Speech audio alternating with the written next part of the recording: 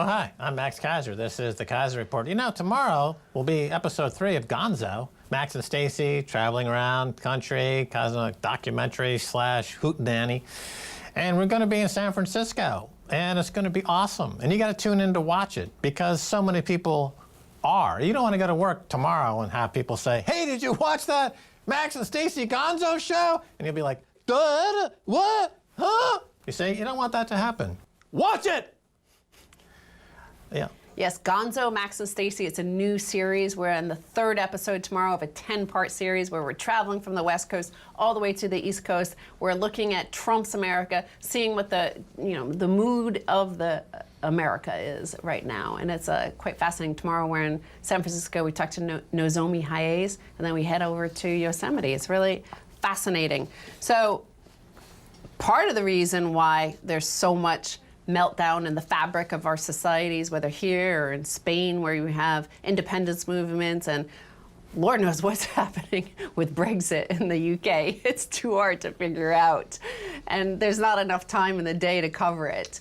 And then you have Italy, you have Germany now on the brink of recession, you have France and the Gilets jaunes, and that's spreading the yellow vest.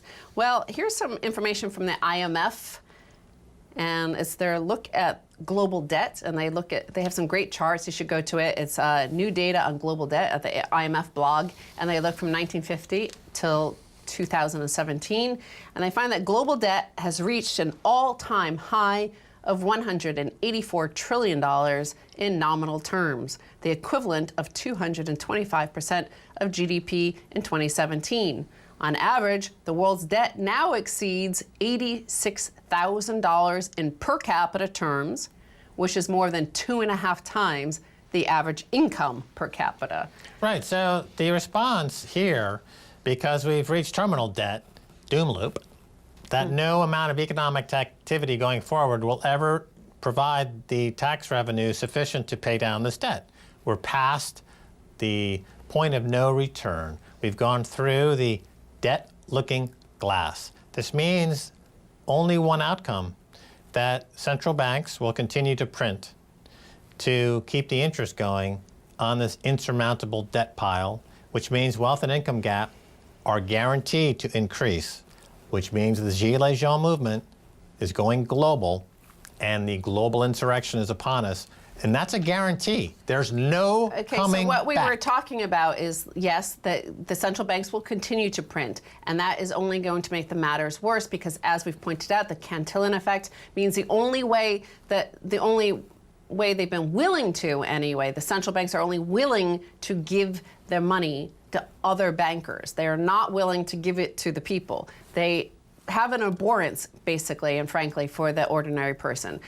In the UK, there was a headline and a coverage from the New Statesman where they looked at this data about how bad the retail sector has been there. There's been an absolute collapse in consumer spending, and it's been blamed in the headlines on Brexit, but they looked at the data, and what it turns out is actually consumers have too much debt and not enough income. Their incomes have been declining for the past 10 years. So it's a simple problem, but the matter is that we have a corrupt system and of the elites who are now scared. And what anybody who's scared does when they panic is they start hoarding even more. So here's another headline with some great information and charts. And this is America's middle class is vanishing. Nearly half of workers earn less than $30,000. The U.S. economy is booming. Republicans think President Trump deserves much of the credit for cutting business and individual tax rates, combined with a deregulation agenda. And Democrats believe former President Obama rightfully deserves ownership for America's recovery. Regardless of who gets credit, our newest visualization of net compensation levels for American workers demonstrates that the economy is indeed delivering, but not for as many people as the headlines would have you to believe. And this is some great data they put together, and I think they got it from the IRS. All that red section, that's close to 48% of the U.S. population, they're all earning under $30,000 a year. This is the next segment, and this is 1.4%, that little tiny pie chunk right there. 1.4% of the population is earning over $250,000. The pattern of generations living better than their parents is broken. That used to be the story in American history for 100 years, especially after World War II, is that you would leapfrog your parents and you'd be earning more. Now, for the first time really in living memory or in memory in America, that's gone into reverse. The people who are, the retirees are living great compared to their children and their grandchildren. And so with each new generation going forward, the expectation is that they will be living a quality of life considerably less. They're living a quality of life as lice. They're living like lice, for sure. Okay. The reason why this happened, and it goes part and parcel with the first one, where the IMF provide data about from 1950 until 2017. The reason why we've no longer are able to live better than our parents is because we have hit debt saturation. Our parents were able to live better because basically we went off the gold standard and we introduced this global fiat for the first time in history of humans, and then we deregulated and allowed all sorts of debt. So they were first in. Our parents' generation were the first in on that Ponzi scheme. And first people in on any pyramid scheme, they always benefit. It's like MLM. It's like you have to continuously get more and more people in on your scheme, and you're doing better if you're the first one in. Only the first people in do well. And now we're at the end of that, and maybe it's all going to fall apart. I think it will be, because we're getting to the point where the millennial and Z generations are bigger than the first in on this pyramid scheme, and they obviously see the writing on the wall that they can't ever win on that. Well, you use an interesting term there, debt saturation, because you're implying that there is a point of debt saturation. But since Reagan, going forward, the message that the politicians have given us is that there is no such thing as debt saturation, that debts don't matter. We can always create more debt. But of course, nothing in nature is like that. You can never have anything grow out of control without any limit whatsoever. That's called cancer. And we have a debt cancer, and it's definitely strangling the U.S. economy. But it goes against the ethos of America and the whole idea of manifest destiny, that we are privileged individuals and we have a destiny in the world and we're entitled to explore and go wherever we want without any consequences whatsoever. I think we're at the end of this experiment. I think it was a monetary experiment for the last 45, 50 years since we went off the gold standard, the global gold standard. So I think you're going to see everybody figuring it out. All nations are figuring it out. That's why you see the likes of China, Russia, and other nations hoarding gold. They're starting to stockpile gold. And I think you're going to see an acceleration. You certainly see it in China, of their massively issuing. They're just like going deeply into debt so fast and so rapidly. Like, it's shocking. It's pretty shocking, the pace of the debt accumulation in China. So I think they know that the jig is up, so why not build real things like railroads and ports across Africa and Asia for their future trade on maybe a global gold standard or a Bitcoin standard? Well, this is an interesting point. I mean, you bring it up. Let's explore that just for a moment. So you're suggesting that China knows the game is up, and they are simultaneously expanding their debt and hoarding gold. Yes. In kind of a game of chicken. Remember, they always operate on 10, 15, 20-year horizons. They're looking ahead. So they don't really expect to pay that debt. No. They expect there to be default. That's what I said a year or two ago, is I said that that's a good plan for the U.S., is if the jig is up and this is going to fall apart, why not build a whole bunch of stuff? Why not build your freaking wall? Why not build all of this like mass transport all across America before it all... Everyone's going to default. Yeah. Okay, Russia sees what China's doing, yeah, and they're hoarding gold. Yeah. They're paying down debt because they have a different model, but they're hoarding gold. Yeah. China's expanding debt and hoarding gold.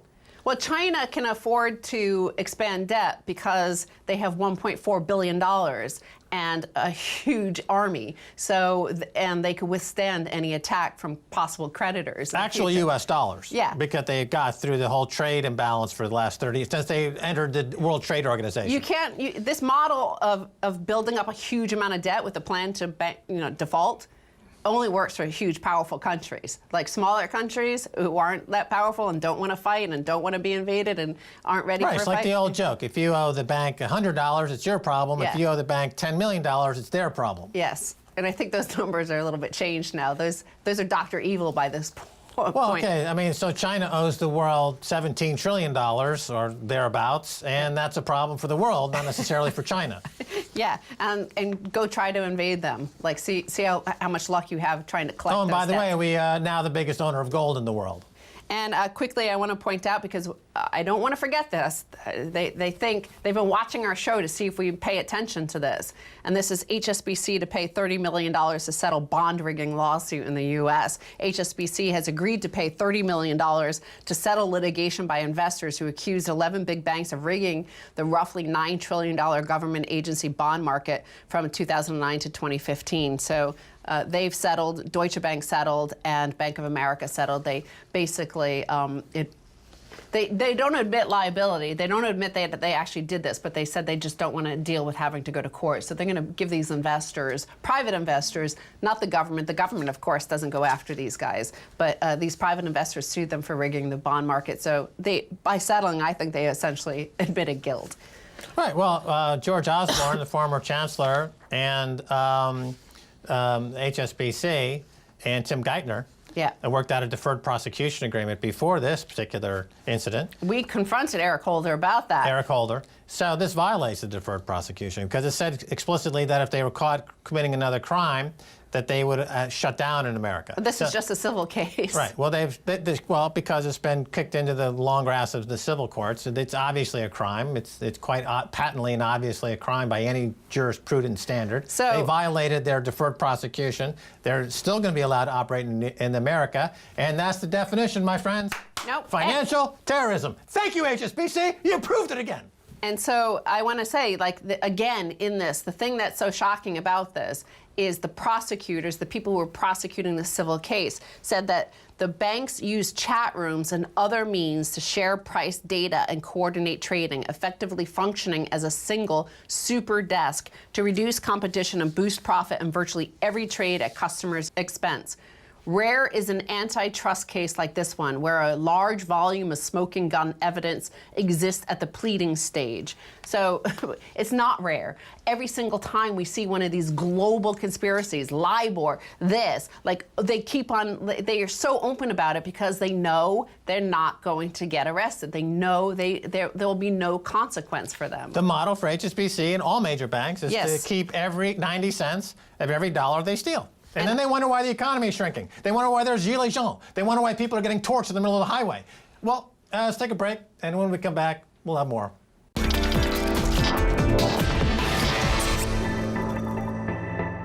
Welcome back to the Keiser Report. I'm Max Keiser. Time now to return to our conversation with Alasdair Macleod of Goldmoney. Full disclosure, I own a few shares of Goldmoney. Yay. Hey, Alasdair, welcome back to Keiser Report. That's my pleasure, Max. All righty, let's get into it. Alasdair Macleod, the U.S. stock markets have stood alone among world markets. While others have fallen, we have rose. So why is this? Is the U.S. really so much stronger than the rest of the world, Alasdair? No, not really. I mean, I think you're in a bear market. And the reason I think you're in a bear market is the same reason everybody else is. And that is that the amount of money flowing into the financial sector, flowing into financial assets, is diminishing to the point where it's now lower than the rate of money flowing out of financial assets. It's really as simple as that.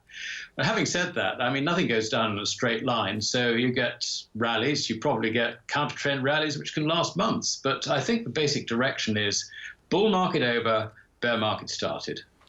Right, so it's just a matter of the U.S. market lagging, and that there's a global bear market in equities, which would be part and parcel with the overall rise in rates, right? Interest rates are starting to move up on a secular basis, correct, Alasdair? That's correct. It's a number of factors. I mean, obviously, the rates give you a valuation input, if you like, into assets. But the main point I always make is that what really matters is where the money's going. Where does the money flow? And if money is flowing on a net basis out of the financial sector, then the prices of financial assets as a whole are going to diminish. It's as simple as that. Right. Well, a lot of people look to earnings, they look to products, and they look to the business cycle, and they look to classical economics. And a lot of people don't understand that for the past 25 years, with the birth of neoliberalism and monetarism, it's all about cash flow.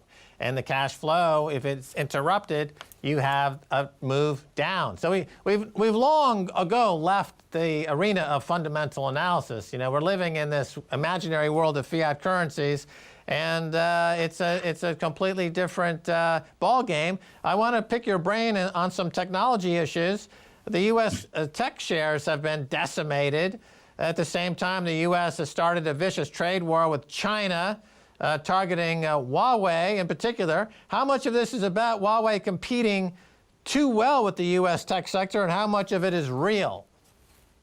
I think quite a lot of it is competition, if you like.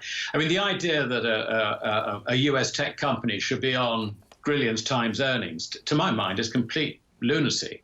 I just don't understand why it is that we move away from, as you put it, the proper valuation basis, except when you get into a financial bubble. Anyway, putting that to one side, there is no doubt that outside America, there is some very, very good competition, and particularly from China with Huawei. And I don't think it's any coincidence that suddenly the intelligence agencies around the world are turning on Huawei and trying to keep them out of 5G, which is the new mobile standard. Huawei are, I think, at least as good as most of the rest of us. Nokia and Ericsson's and all the others, and the American companies. So they are a major competitor, and it's in the interests of the European and American tech giants to try and scupper Huawei's potential. And of course, you turn around and say, well, Huawei, might be putting spy chips in their equipment, and immediately, everybody thinks, well, gosh, yeah, that's bad news, isn't it?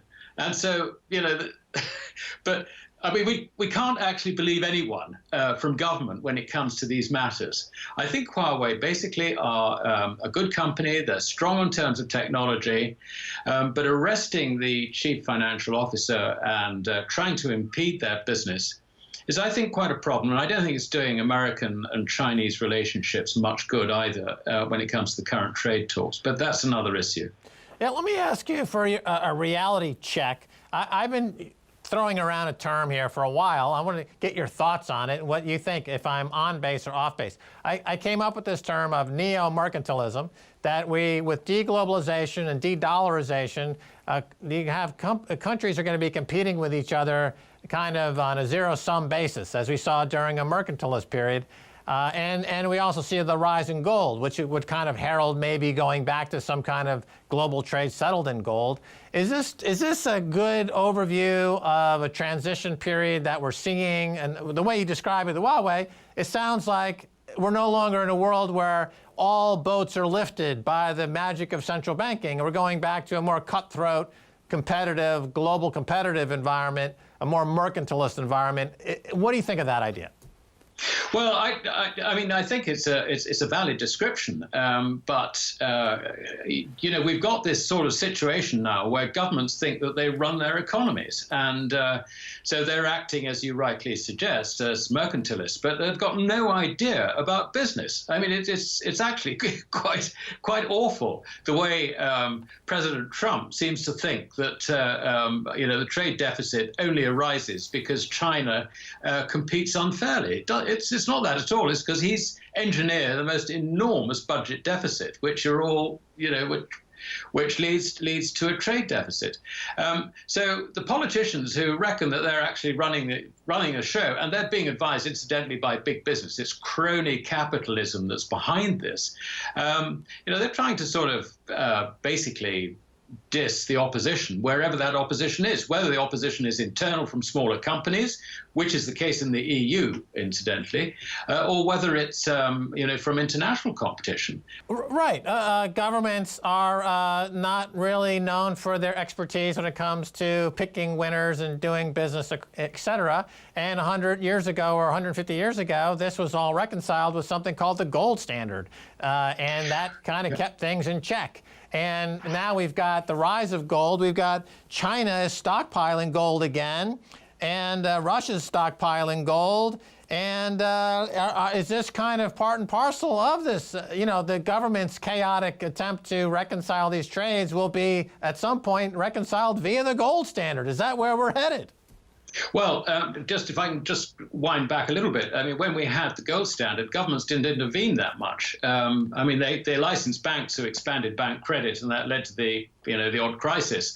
But you didn't have the intervention that you have now. I mean, you're certainly right to look at the parallel, because if we go back to some sort of sound money, there's no way that government can intervene and print money to pick up the pieces when it all goes wrong, which is actually the standard method of government intervention at the moment.